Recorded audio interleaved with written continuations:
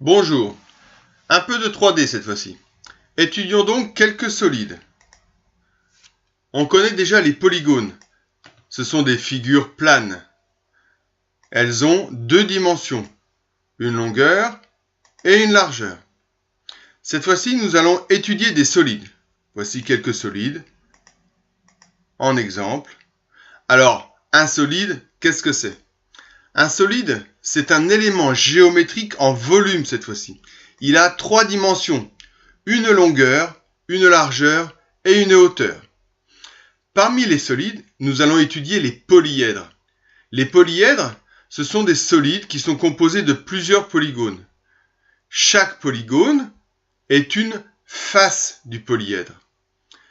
Là où ces faces se rejoignent, sur les côtés des polygones, on a les arêtes.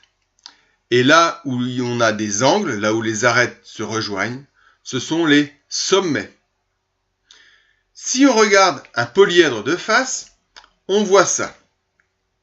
Ce qui est derrière, on ne peut pas le voir.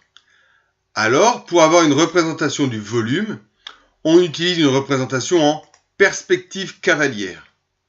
Dans ce cas, les faces avant et arrière sont dessinées en vraie grandeur.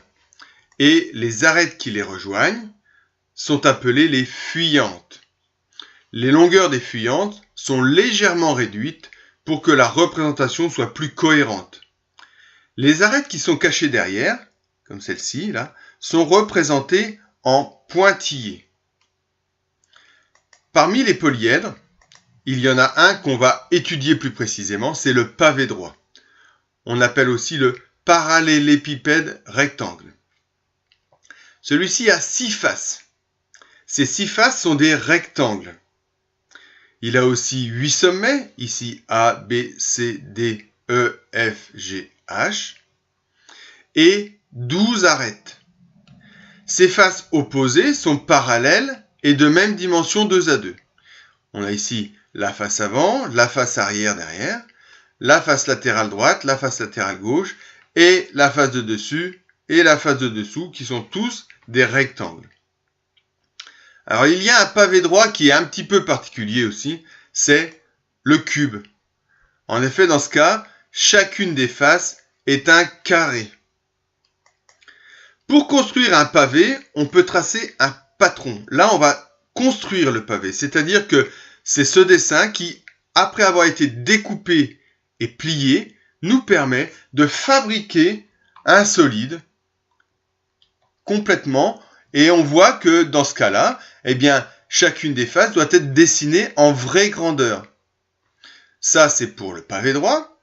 Et puis, pour le cube, c'est pratiquement la même chose. La seule différence, c'est que chacune des faces est un carré.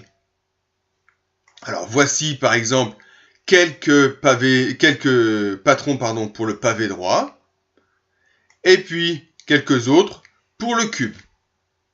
Il faut savoir que pour le cube, il y a 11 patrons différents possibles au total. Voilà, il vous reste à visionner cette vidéo autant de fois que vous le voulez pour compléter la fiche leçon, et puis pour réviser aussi. Allez, au revoir.